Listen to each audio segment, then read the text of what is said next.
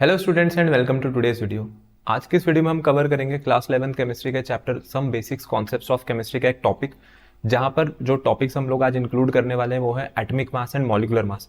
ये काफ़ी important topics होते हैं बिकॉज इस चैप्टर में जितने भी न्यूमेरिकल्स हैं उन न्यूमेरिकल्स में आपको atomic mass, molecular mass and specially molar mass की बहुत ज़्यादा जरूरत पड़ेगी। तो एक तो होता है कि एटॉमिक मासेस आपको सभी एलिमेंट्स के मॉलिक्यूल्स के निकालने आते होंगे, बट इनके पीछे एक्चुअली कॉन्सेप्ट और लॉजिक क्या काम कर रहा है आज पहले उस चीज को समझेंगे। और कैसे हमारे पास ये एटॉमिक मास को ग्राम एटॉमिक मास बोला जाता है, वैसे मॉलिक्यूलर मास को ग्राम मॉलिक्यूलर मास बोल देते हैं। क्या ग्राम में लिखें या एएमयू में लिखें तो बात एक ही है। इन सभी कंफ्यूजन को आज दूर करेंगे। तो आज की क्लास जो है इसको स्टार्ट करते हैं सबसे पहले टॉपिक से, जो कि है आपका एटॉमिक मास। देखिए, जो एटॉमिक मास है, एटॉमिक मास की आपको डेफिनेशन पता ही होगी कि हमारे पास एटॉमिक मास क्या होता है। इसको मैं डिफाइन करूं तो ये आपके पास एक एवरेज रिलेटिव मास है किसी भी पर्टिकुलर एटम का with respect to carbon 12। Carbon 12 मतलब कि कार्बन का जो आइसोटोप है, कार्बन का आइसोटोप हम लोग यहाँ पर C12 वाला लेकर के चल रहे हैं, एक C14 भी होता है। तो अगर मैंने कार्बन 12 का एटॉमिक मास यहाँ पर खुद 12 यूनिट मान लिया है, तो अब इस 12 यूनिट के कंपेरिजन में बाकी जितने भी एटम्स आएंगे वो अपना मास कितना बनाएंगे, मीन्स इसके रिलेटिव कितना बनेगा। तो कार्बन 12 का स्टैंडर्ड जो मास है वो हम लोग 12 यूनिट ले लेते हैं और इस 12 यूनिट के कंपैरिजन में अब बाकी एटम्स का मास जो है वो कैलकुलेट करा जाता है। तो ये तो एटॉमिक मास की डेफिनेशन है। ये आई थिंक मेरे ख्याल से सभी बच्चों ने जिन्होंने ये टॉपिक पढ़ा हुआ है, इससे पहले क्लास 9th में भी आपके पास ये था, तो पता सभी को होता है। बट ये एटॉमिक मास की शुरुआत कैसे हुई थी, सबसे पहले इस चीज को समझते हैं। देखिए, जो आपके पास एटॉमिक मास है, आज की डेट में हम लोग इसे कार्बन के रेफरेंस में पढ़ रहे हैं या कार्बन के रिलेटिव में पढ़ रहे हैं। पहले ऐसा नहीं होता था। अगर मैं बात करूं एटॉमिक मास पे, तो आपको पता ही होगा कि जो एटम्स हैं इनका साइज बहुत स्मॉल होता है। तो अगर इनका साइज इतना छोटा है तो इसके कारण प्रॉब्लम क्या आती है, जो चीज आपको दिखाई नहीं देती है, मीन्स एटम है जैसे, तो आपको पता होगा कि एटम्स हमें दिखते नहीं है। तो अगर एटम दिख ही नहीं रहे तो इसको कोई वे कैसे करेगा जाकर के। अगर मैं इनको तोलना चाहूं तो मैं नहीं तोल सकता हूं। तो ऑब्वियस ही बात है, जो चीज आपको दिख नहीं रही है उसका मास निकालना भी इतना ईजी नहीं होगा। तो इसीलिए एटम्स के जो मास आज की डेट में हमारे पास एग्जिस्ट करते हैं, ये कैसे निकल करके आए और वो भी एक ग्राम में कैसे आ गए। ठीक है, तो पहले तो यहाँ पर शुरुआत करेंगे आज एएमयू से। पहले एटॉमिक यूनिट्स को समझते हैं, एटॉमिक यूनिट्स क्या है। तो क्योंकि एटम्स का साइज बहुत छोटा है, तो स्मॉल साइज होने के कारण क्या होता है, मेरे पास मास डिटर्मिनेशन यहाँ पर पॉसिबल नहीं है। मैं इनका मास डिटरमाइन ही नहीं कर सकता हूँ, और वो भी अगर एटम आपके पास फ्री है, मीन्स अकेला एटम आ रहा है, तो बिल्कुल भी नहीं कर सकते। बिकॉज एटम्स को आइसोलेट करना हमारे पास इजी नहीं होता है। एटम्स हमेशा आपको कंबाइंड स्टेट में देखने को मिलते हैं। तो इसके कारण क्या होता है, इनके छोटे साइज के कारण मैं सिर्फ रिलेटिव मास ही निकाल सकता हूं। Only relative mass can be calculated. अभी जो रिलेटिव मास है, रिलेटिव मास में जो आज हम चीज पढ़ रहे हैं कार्बन के लिए, कार्बन के साथ भी मैंने आपको बताया कि कार्बन के साथ भी यहाँ पर क्या रहता है, रिलेटिव मास ही निकाला जाता है। लेकिन क्या ये हमेशा से ही कार्बन था, तो ऐसा नहीं है। शुरुआत में क्या हुआ था, सबसे पहले अगर मैं बात करूं तो साइंटिस्ट ने सबसे पहले हाइड्रोजन को सिलेक्ट किया था रेफरेंस एटम के लिए। तो hydrogen was firstly selected as या टेकन एज रेफरेंस। तो हमने सबसे पहले क्या करा था, एटम जो सिलेक्ट किया था रेफरेंस के लिए वो आपके पास हाइड्रोजन था। मींस जितने भी एटम्स का उस समय मास निकाला जा रहा था वो हाइड्रोजन के कंपैरिजन में होता था। अब जो हाइड्रोजन का मास है, हाइड्रोजन के मास के कंपैरिजन में कोई पर्टिकुलरली दूसरा एटम कितना भारी है या कितना हल्का है, इसी चीज को तब एटॉमिक मास कह दिया जाता था। तो अगर आपने एटॉमिक मास को पढ़ा होगा तो आपको पता है कि एटॉमिक मास को हम लोग किससे डिनोट करते हैं, ए से। तो ये जो ए है, ये ए मेरे को बताता है एटॉमिक मास के बारे में। अब अगर मेरे को किसी भी पर्टिकुलर किसी भी एलिमेंट का एटॉमिक मास निकालना होगा तो मैं कैसे निकाल सकता हूं, उसके लिए हम क्या फॉर्मूला लगाएंगे, सीधी सी बात है, मास of one atom of the element. Atom का मास, जो भी एलिमेंट आप लेकर के आ रहे हो उसके एक एटम का मास, और इसे आप किससे डिवाइड करा दो, मास of one atom of hydrogen, hydrogen के एक एटम के मास से। तो इससे आपको क्या पता चल जाता था, एटॉमिक मास उस पर्टिकुलरली एलिमेंट का। अभी जो हाइड्रोजन है, हाइड्रोजन का मास आज की डेट में हम लोग 1 यूनिट लिखते हैं। तो अब आपको पता है कि अगर मैंने हाइड्रोजन का मास आज 1 यूनिट ले रखा है और कार्बन का 12 यूनिट है, इसका मतलब कार्बन हाइड्रोजन के रिस्पेक्ट में कितना टाइम्स हैवियर हो गया, यहाँ पर 12 टाइम्स हैवियर हो गया। तो वही बात है कि आप ऊपर क्या करो, आप ऊपर उस एलिमेंट के एक एटम का मास लिख दो और नीचे उसे किससे डिवाइड करा दो, मास of one atom of hydrogen से। इससे आपको पता चल जाएगा कि पर्टिकुलरली उस एलिमेंट का या उस एटम का मेरे पास एटॉमिक मास कितना था। लेकिन ये तो बात हो गई है हाइड्रोजन के लिए। और आज की डेट में आपको पता है कि आज की डेट में हम लोग क्या यूज कर रहे हैं, जैसे मैंने आपको बताया हम लोग कार्बन यूज करते हैं। अब ये जो हाइड्रोजन था यहाँ पर हमेशा से ही हम लोगों ने हाइड्रोजन को नहीं यूज किया। हाइड्रोजन के बाद ना क्या हुआ, हाइड्रोजन के बाद बारी आई ऑक्सीजन की। तो ये हाइड्रोजन जो है, हाइड्रोजन को भी हम लोगों ने रेफरेंस के लिए हटा दिया और इसके बाद शुरुआत करी गई ऑक्सीजन की।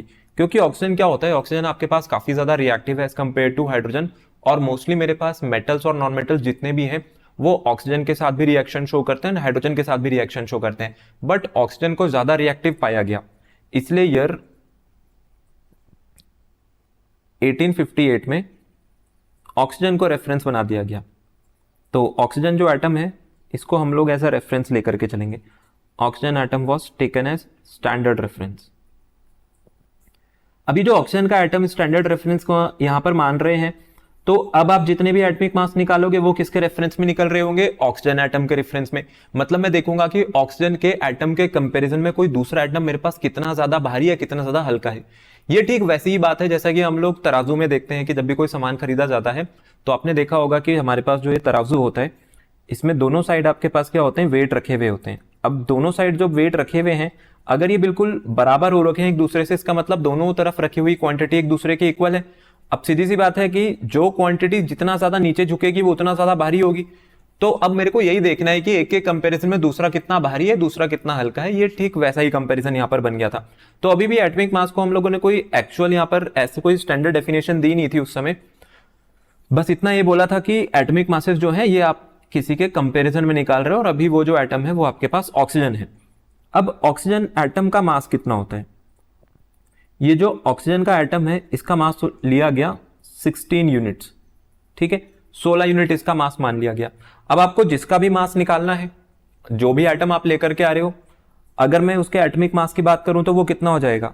जैसा भी इससे पहले आपको फॉर्मूला बताया था कि भाई मास of one atom of that element, जो भी एलिमेंट आप यहां पर लेकर के आते हो कैलकुलेट करने के लिए, और इसे आप किससे डिवाइड करा दो, इसे आप डिवाइड करा दो 1/16 पार्ट।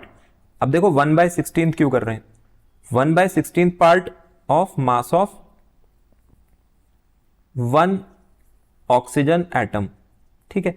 1/16 पार्ट, 1/16 पार्ट इसलिए कर रहे हैं क्योंकि यहां पर जो यूनिट है वो टोटल 16 यूनिट लेकर के चल रहे हैं हम लोग। तो जब मैं 16 का 1/16 करूंगा तभी तो आंसर 1 आएगा, 1/16 इंटू 16, तो आंसर कितना आएगा यहां से, ये 1। क्योंकि जो भी क्वांटिटी आप यहां पर कंपेयर कर रहे हो वो ऑक्सीजन एटम के रेफरेंस में निकाली जा रही है, ठीक है। तो एटॉमिक मास क्या हो गया, एटॉमिक मास का मतलब है कि अभी आप मास of one atom of the element ऊपर रख दोगे और उसे किससे डिवाइड करा दोगे, 1/16 part of the mass of one oxygen atom. Hydrogen में ये 1/16 नहीं करेंगे क्योंकि हाइड्रोजन का मास 1 यूनिट ही होता है, तो इसलिए आपको फिर से दोबारा से इस नीचे वाली क्वांटिटी को 1 बनाने की जरूरत नहीं है। अभी तो इस नीचे वाली क्वांटिटी को हम लोग क्या बना रहे हैं, 1 बना रहे हैं। 16 की मल्टीप्लाई किससे करके, 1/16 से करके, ताकि कंपेरिजन जो है वो फेयर रहे, ठीक है, दोनों साइड एक जैसी ही चीजें रहनी चाहिए। तो ये था आपके पास ऑक्सीजन एटम को जब रेफरेंस मान लिया गया तो ऑक्सीजन के कंपैरिजन में यहाँ पर मास बताए जा रहे थे। और बाकी अगर आप देखोगे तो सीधी सी बात है, ये 1/16 लिखा हुआ है। अब मैं यहाँ पर मास ऑफ वन ऑक्सीजन एटम अगर इसको रहने दूं कि ये मेरे पास मास रहेगा वन ऑक्सीजन एटम का, तो ये 16 कहाँ चला जाएगा, सबसे ऊपर चला जाएगा यहाँ पर मल्टीप्लाई होने। तो एक और फॉर्मूला निकल करके आ सकता है। तो फाइनली जो फॉर्मूला है हमारे पास अब वो कुछ ऐसा दिखेगा। अब मैं आपको इसीलिए इसको बिल्कुल वैसे मैथमेटिकली बता रहा हूं ताकि आपके माइंड में बिल्कुल भी कंफ्यूजन ना रहे। सो एटॉमिक मास किसके इक्वल हो जाएगा, अब मास of one atom of the element, उस एलिमेंट के एक एटम का मास, और इसे अब हम लोग किससे डिवाइड करा रहे थे, इसे हम लोग डिवाइड करा रहे थे मास ऑफ वन ऑक्सीजन एटम से। तो आपको पता ही है एक ऑक्सीजन एटम का मास कितना है, एक एटम का मास है ऑक्सीजन के 16, तो आप ऊपर किससे मल्टीप्लाई करा दो, 16 से। अब फिर से वही होगा, यहां पर भी 16 बनेगा, यहां पर भी 16 बनेगा, ये दोनों कैंसिल हो जाएंगे, मींस नीचे 1 बन रहा है, ठीक है। तो atomic mass equals to mass of one atom of the element. तो बेसिकली ये कुछ नहीं है, ये सिर्फ और सिर्फ अभी एक कंपैरिजन चल रहा है, या सिर्फ आप बोलो कि मेरे पास एक, मैं रेफरेंस ऑक्सीजन को मान करके चल रहा हूँ, उसके कंपैरिजन में देख रहा हूँ कि दूसरा एटम कितना हल्का या फिर कितना भारी है। तो ये तो थी एटॉमिक मास की कुछ हिस्ट्री, कि एटॉमिक मास की शुरुआत कार्बन से नहीं हुई थी, जैसा मैंने आपको बताया, पहले हाइड्रोजन था, उसके बाद फिर ऑक्सीजन की बारी आई। तो फिर ये कार्बन की शुरुआत कहाँ से होती है, देखिए कार्बन की शुरुआत होती है ईयर 1961 से। ईयर 1961 में क्या होता है, जो आपके पास इंटरनेशनल यूनियन है केमिस्ट की, वो क्या करते हैं, वो कार्बन को यहाँ पर एक स्टैंडर्ड रेफरेंस ले लेते हैं for the calculation of atomic mass. तो वो कहते हैं कि अब हम जितने भी एटॉमिक मास निकाल रहे हैं ना, जैसे आपने पहले हाइड्रोजन और ऑक्सीजन के लिए निकाला, अब आप हाइड्रोजन और ऑक्सीजन को रोक दोगे और अब आप कार्बन को चालू करोगे यहाँ पर रेफरेंस लेने के लिए। मीन्स तराजू के एक साइड में क्या कर दूंगा, पहले से ही C12 का एक एटम रख दूंगा, अब दूसरी साइड ला करके बाकी एटम्स रखता रहूंगा और देखता रहूंगा कि वो उसके रिस्पेक्ट में कितने ज्यादा हल्के हैं या कितने ज्यादा भारी हैं। तो इसकी शुरुआत होती है हमारे पास 1961 में। तो ये जो आप डेफिनेशन देख रहे हो, यही डेफिनेशन की जो शुरुआत है ये ईयर 1961 से हुई थी। ईयर 1961 में जो इंटरनेशनल यूनियन है केमिस्ट का, तो इंटरनेशनल यूनियन ऑफ केमिस्ट ने ही ये सजेस्ट करा था कि आप कार्बन को यहाँ पर एज अ रेफरेंस एटम मान करके चलो। और अगर कार्बन को यहाँ पर रेफरेंस एटम माना गया था तो फिर कार्बन के एक एटम का मास भी बोलना था। तो उन्होंने बोला कि जो एटम है कार्बन का, एक एटम कार्बन का हम लोग मास कितना लेकर के चलेंगे, ये हम लोग लेकर के चलेंगे 12 यूनिट। सो मेनली अब मेरे पास जो फॉर्मूला था, जो कि अभी हम लोग एटॉमिक मास के फॉर्मूले पीछे यहाँ पर लिख रहे थे, तो मैं अगर फिर से वैसी फॉर्मूला लिखता हूं तो ये ए को हम लोग कैसे रिप्रेजेंट करेंगे, मींस एटॉमिक मास को ऊपर क्या आता है हमेशा, मास of one atom of the element. जिस भी एटम का आप मास निकाल रहे हो उस एटम का मास, और इसे किससे डिवाइड करा देंगे हम लोग 1/12। जैसे पिछली बार 1/16 करा था ऑक्सीजन के लिए, इस बार 1/12 करेंगे कार्बन से। तो 1/12 मास of one atom of carbon, और हमने कार्बन के एक एटम का मास कितना ले रखा है, कार्बन में भी कार्बन 12, तो हमने कार्बन 12 एटम का मास कितना ले रखा है, 12 ले रखा है। फिर से वही चीज होगी, 1/12 की मल्टीप्लाई 12 से होगी और 12 से 12 कैंसिल होकर के वापस से 1 बन जाएगा। तो मीन्स ये कंपैरिजन के लिए बोला गया है, ठीक है, रिलेटिव चल रहा है, एक दूसरे के रिस्पेक्ट में निकाल रहे हैं। लेकिन ये जो मास है इसके आगे मैंने यहां पर एक टर्म लिखी है जिसका नाम है यूनिट। अब ये यूनिट क्या है, क्या ये यूनिट ग्राम है, ये किलोग्राम है, मिलीग्राम है, या फिर ये एटॉमिक मास यूनिट है। तो ये एटॉमिक मास यूनिट जो यहाँ पर रहती है, जो हम लोग इंट्रोड्यूस कराते हैं, ये चीज की शुरुआत क्यों हुई और ये एटॉमिक मास यूनिट बता क्या रही है। तो देखिए अब ये एटॉमिक मास यूनिट क्या होती है। एटॉमिक मास यूनिट यहाँ पर रिप्रेजेंट करती है 1/12 मास ऑफ 1C12 एटम को। मतलब जो कार्बन 12 का एक एटम है उसके मास का 1/12 करना है आपको, मीन्स डिवाइड बाय 12 कर देना है। तो मैं डिवाइड बाय 12 तभी तो करूंगा जब मुझे कार्बन 12 के एक एटम का मास पता होगा। तो पहले मैं यहां पर लिख देता हूं कि ये चीज क्या है आपके पास, ये है 1/12 और mass of 1C12 atom, carbon 12 atom, ठीक है। तो इसका आपको एक कार्बन एटम का जो मास है उसका 1/12 करना है। लेकिन एक कार्बन एटम का मास कितना होता है, देखिए एक कार्बन एटम का जो मास है उसकी वैल्यू होती है, तो मैं मास ऑफ 1C12 एटम अगर लिखूं तो ये होता है आपके पास नियरली 1.9924 इंटू 10⁻⁻23 ग्राम, ठीक है। बाकी आप इसको चाहो तो किलोग्राम में कन्वर्ट कर सकते हो। अगर आप किलोग्राम में कन्वर्ट करोगे तो 10⁻⁻23 क्या बन जाएगा, 10⁻⁻26 kg हो जाएगा। तो एक कार्बन एटम का मास इतना आ गया। अगर आपको एक AMU बनाना है तो एक AMU के लिए क्या करना पड़ेगा, 1 AMU के लिए आपको इसको डिवाइड करना पड़ेगा 12 से। सो 1.9924 इंटू 10⁻⁻23, इसको हम लोग यहाँ पर डिवाइड करा देते हैं 12 से। अब देखिए जब इसको हम लोग 12 से डिवाइड कराएंगे तो यहाँ पर एक आंसर निकल करके आता है जो कि होता है 1.66 इंटू 10⁻⁻24 ग्राम, ठीक है। इसका मतलब एक AMU जो है, एक AMU में हमारे पास कितने ग्राम होते हैं, एक AMU में होते हैं आपके पास 1.66 इंटू 10⁻⁻24 ग्राम। अभी जो वैल्यू है ना, ये जो मास की वैल्यू आ रही है, ये आपने शायद इससे पहले कहीं सुन रखी होगी या इससे पहले आपने कहीं पर इसके बारे में पढ़ा होगा।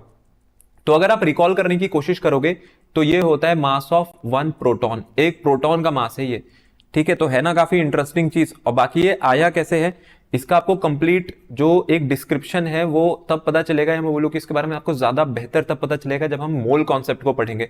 तो वहां पर भी ये चीज आएगी और वहां पर आपको एक बेटर अंडरस्टैंडिंग मिलेगी इस चीज की कि ये 1.66 इंटू 10⁻⁻24 जो आ रहा है, जो कि मास ऑफ प्रोटॉन के इक्वल होता है, ये आता कैसे।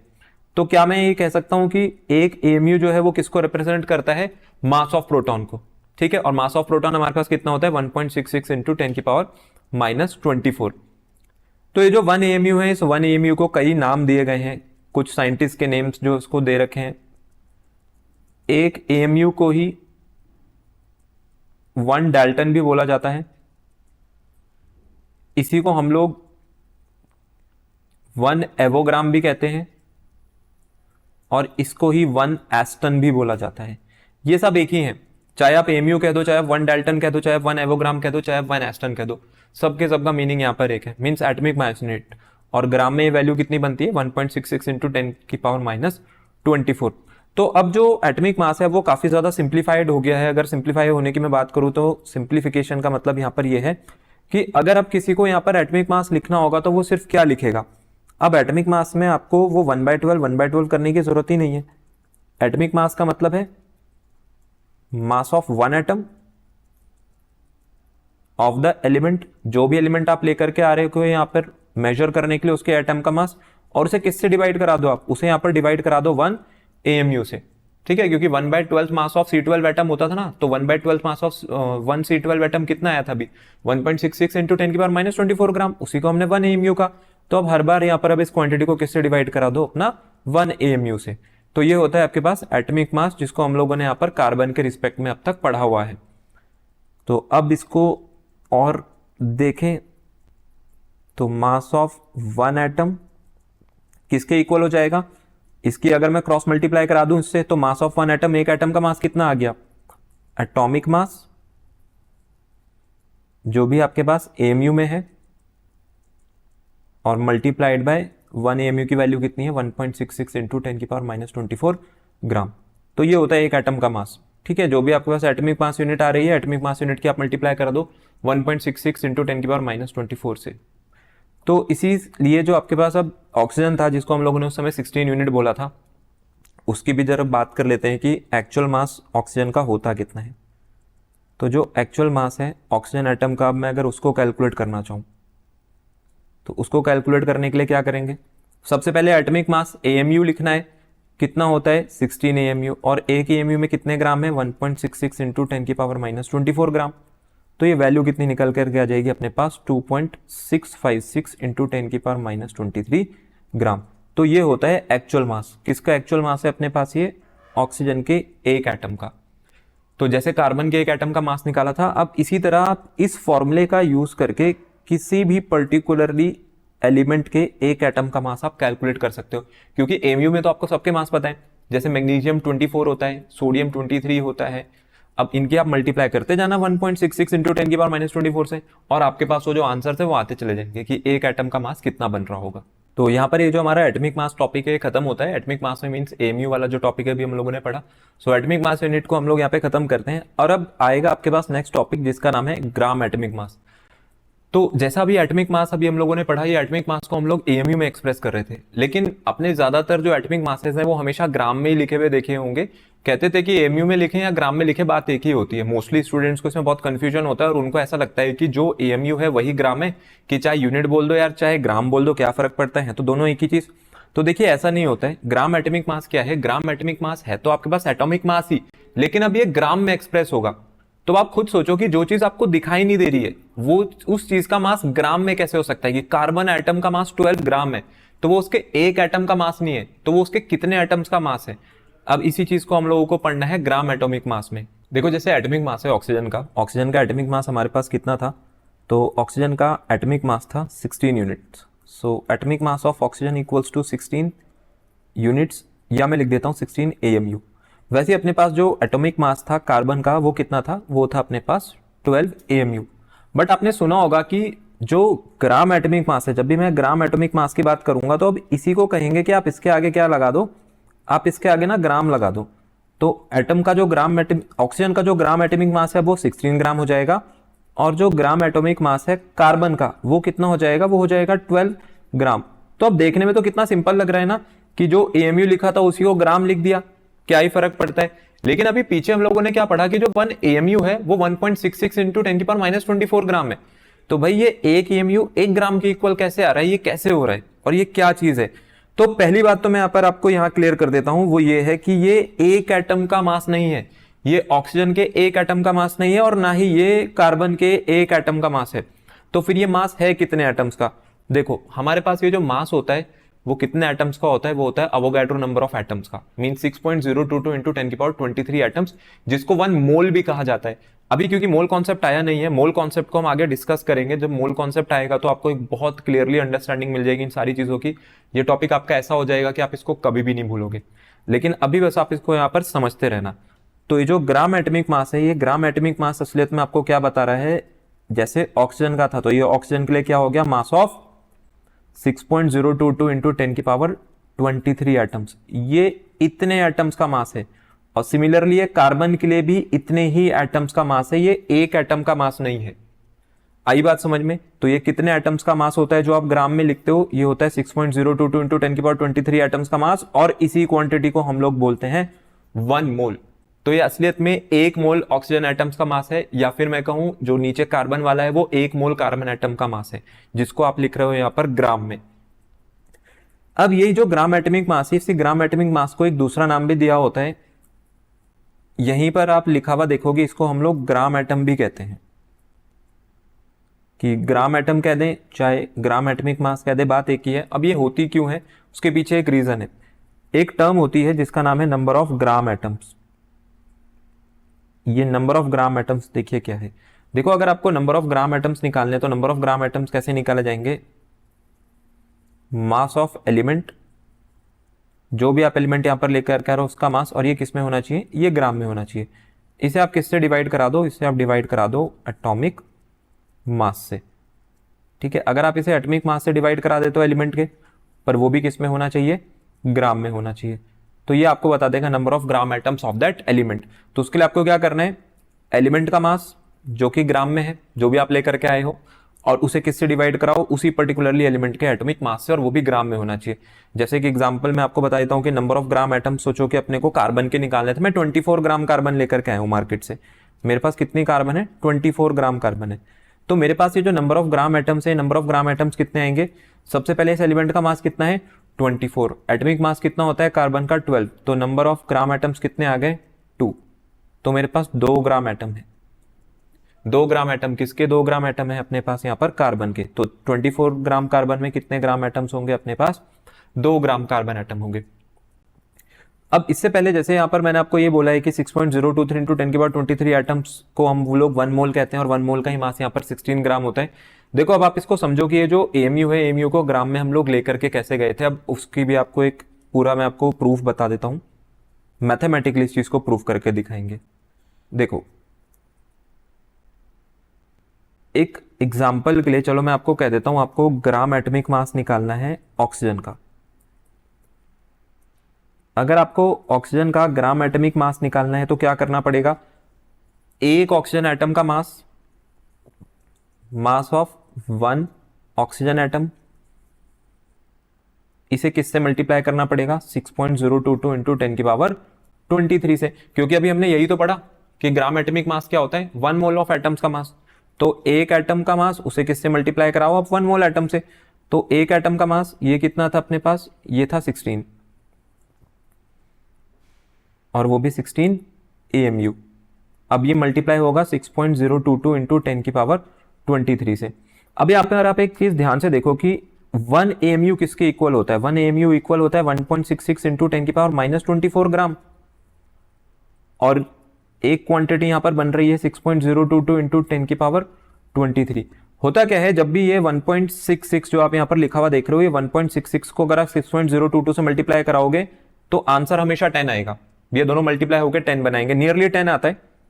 और 10 की पावर -24 और 10 की पावर 23 को अगर मैं मल्टीप्लाई करा दूं तो यहां पर मल्टीप्लाई करने पे क्या आएगा, 10 की पावर -1। तो फाइनली मेरे पास अब जो यहां पर आंसर बनेगा वो क्या बनेगा, 16 इंटू 10 इंटू 10 की पावर -1, और अब आगे क्या लिखेंगे हम लोग, ग्राम लिखेंगे। तो ये 10 की पावर -1 और 10 तो हो जाएंगे कैंसिल, तो आंसर कितना आ गया यहां से, 16 ग्राम। तो ऑक्सीजन एटम जो है, वो जो ऑक्सीजन एलिमेंट है, ऑक्सीजन एलिमेंट का ग्राम एटॉमिक मास कितना निकल करके आ गया यहां से, 16 ग्राम निकल करके आ गया। सिमिलरली अगर ये कार्बन होता तो आप बस इतना ही तो चेंज करते हैं, यहाँ पर 12 लिख देते। मैं इसको चेंज नहीं कर सकता हूँ, ये तो 1 AMU है ना, मैं 1 मोल को चेंज कर सकता हूँ। तो बार बार ये क्वांटिटी 10 इंटू 10 की पावर -1 बनेगी, और जो आपस में कैलकुलेट करेंगे तो उसको ये यहां से कैंसिल करके हमेशा 1 आएगा। तो जो आप यहाँ पर लिखते हो उसी के आगे इसके आगे क्या लग जाता है, ग्राम। तो उसके पीछे एक्चुअल रीजन ये है। तो ये जो ग्राम एटॉमिक मास है वो 1 मोल एटम्स का मास होता है, ना कि एक एटम का, और ये उसका एक पूरा मैथमेटिकल प्रूफ कि ये चीज आती कैसे है। इसके बाद आगे चलते हैं नेक्स्ट टॉपिक पर, और नेक्स्ट टॉपिक अब हमारे पास आ रहा है मॉलिक्यूलर मास। जैसे एटम्स के मासेस निकाले जाते हैं तो उनको एटॉमिक मास नाम दिया गया होता है, वैसे अगर मैं मॉलिक्यूल्स का मास कैलकुलेट करूंगा तो उसको मॉलिक्यूलर मास बोला जाता है। एक टर्म आपके पास मोलर मास होती है और एक होता है मॉलिक्यूलर मास। देखिए मोलर मास का मतलब है कि mass of 1 mole of any particle, कोई भी सब्सटेंस आप लेकर के आओ, कोई भी कंपाउंड लेकर के आओ, कोई भी आप एटम लेकर के आओ, अगर वो अपने 1 मोल के बराबर मास निकाल करके दे रहे हैं तो वो मोलर मास हो जाते हैं। तो मोलर मासेस और मॉलिक्यूलर मासेस जो है वो जनरली सेम नहीं होते हैं। ऐसा नहीं है कि जो मोलर मास है वही मॉलिक्यूलर मास है। मोलर मास में और मॉलिक्यूलर मास में डिफरेंस है, क्योंकि जो मॉलिक्यूलर मास है, अब मॉलिक्यूलर मास में भी 2 चीजें होंगी। या तो आप एक मॉलिक्यूल का मास यहाँ पर कैलकुलेट कर रहे होंगे, तो एक मॉलिक्यूल का जो मास कैलकुलेट होगा वो ग्राम में नहीं आएगा, लेकिन अगर मैं एक मोल मॉलिक्यूल्स का मास कैलकुलेट करूंगा तो वो जरूर आपके पास ग्राम में आएगा, तो उसी को ग्राम मॉलिक्यूलर मास कह देंगे आगे जाकर के। तो पहले यहां पर शुरुआत करते हैं मॉलिक्यूलर मास से। तो मॉलिक्यूलर मास आपको क्या बताएगा, जैसे एटॉमिक मास था, एटॉमिक मास क्या बताता था, ये आपको एक रिलेटिव नंबर बताता है कि कोई भी पर्टिकुलरली एटम किसी एलिमेंट का कार्बन 12 एटम के कंपैरिजन में कितना भारी या कितना हल्का है। तो मैं मॉलिक्यूलर मास को भी वैसे ही लिख सकता हूं कि नंबर विच इंडिकेट्स, ये एक ऐसा नंबर है जो कि आपको बताएगा कि how many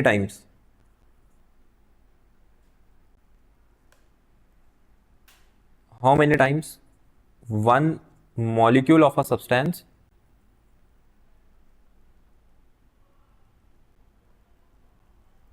is heavier as of 1/12 C12 और 1/16 ऑफ ऑक्सीजन एटम। ठीक है, क्योंकि रेफरेंस के लिए आप कार्बन को भी यूज कर सकते हो, ऑक्सीजन को भी यूज कर सकते हो। मैंने आपको बताया भाई 16 करेंगे तो इंटू 1/16 ये भी 1 ही होना है, 12 इंटू 1/12 करेंगे ये भी 1 होना है, तो बात तो एक ही है। लेकिन ये जो मॉलिक्यूलर मास आ रहा है, मॉलिक्यूलर मास को सबसे पहले जब एक्सप्रेस किया जाएगा तो यहां पर ग्राम नहीं लगाया जाएगा।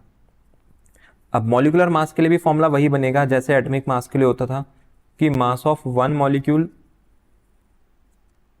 एक मॉलिक्यूल का मास किसी भी सब्सटेंस का, आप इसे अब किससे डिवाइड करा दोगे, कार्बन के लिए लेकर के चलते हैं मोस्टली, तो भाई 1/12 मास ऑफ 1 C12 एटम।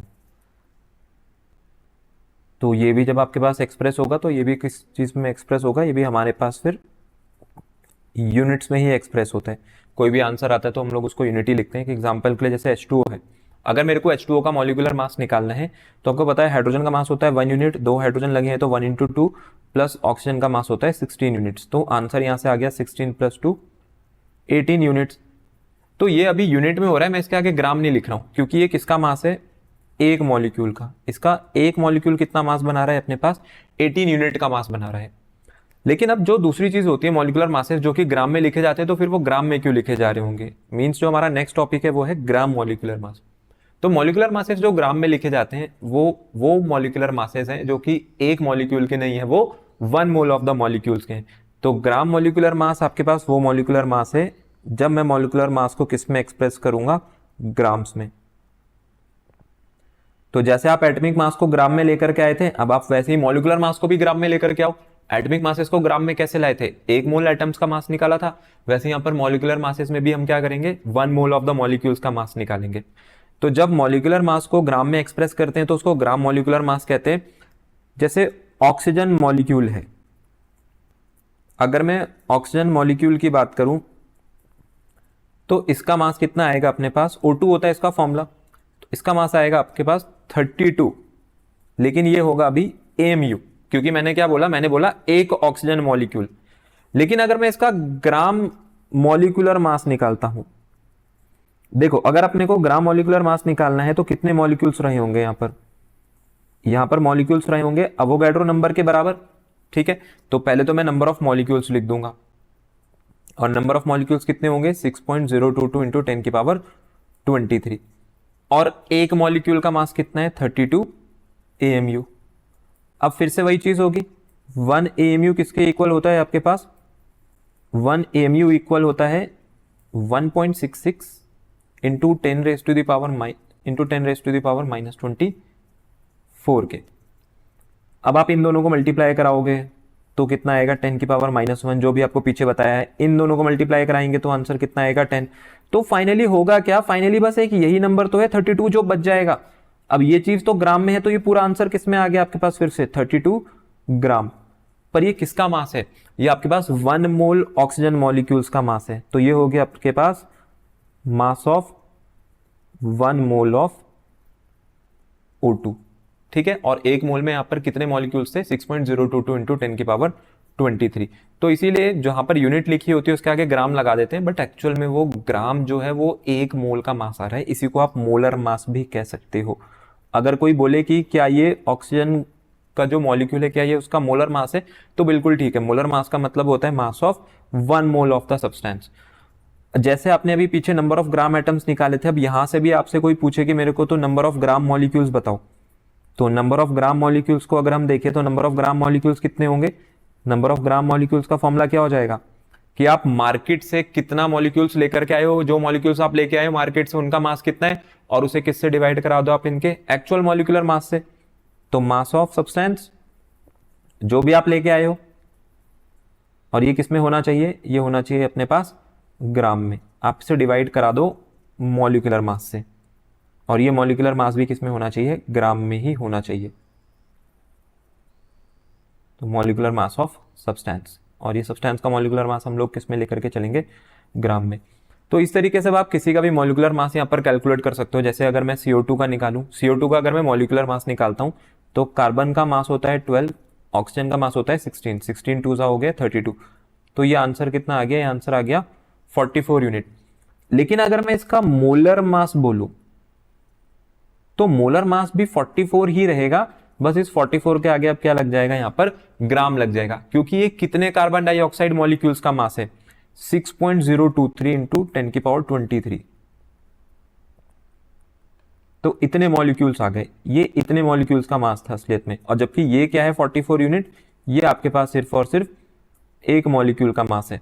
तो ये अपने पास फर्क होता है यहाँ पर AMU में, और उसके साथ साथ जो मैं ग्राम मॉलिक्यूलर मास निकाल रहा हूँ, चाहे मैं ग्राम एटॉमिक मास निकाल रहा था। तो मोलर मासेस क्या होते हैं? मोलर मासेस होते हैं mass of 1 mole of the substance. ठीक है, वो आपके पास मॉलिक्यूल भी हो सकता है, वो आपके पास एटम भी हो सकता है, इवन आप आयंस के लिए भी ये चीज कंसिडर करके चल सकते हो। तो इसी के साथ आपका ग्राम मॉलिक्यूलर मास यहाँ पर खत्म होता है। तो आज का जो हमारा लेक्चर है ये बिल्कुल उसका लास्ट टॉपिक था। मैंने आपको कंप्लीटली यहाँ पर शुरू से AMU से शुरुआत करी थी, मीन्स एटॉमिक मास से शुरुआत करी थी, मॉलिक्यूलर मास तक आपको सारी चीजें बताई, क्या फर्क होता है AMU में, और उसके साथ साथ जो हम उसके आगे ग्राम लगा देते हैं क्यों लगाया जाता है। तो आई होप आज आपको जितना पढ़ाया गया है वो अच्छे से समझ आया होगा। इनकेस अगर मेरे से कोई चीज़ मिस हो गई हो तो आप उसे नीचे कमेंट में लिख के बता सकते हैं। तो जल्दी मिलेंगे इसके नेक्स्ट लेक्चर वीडियो में।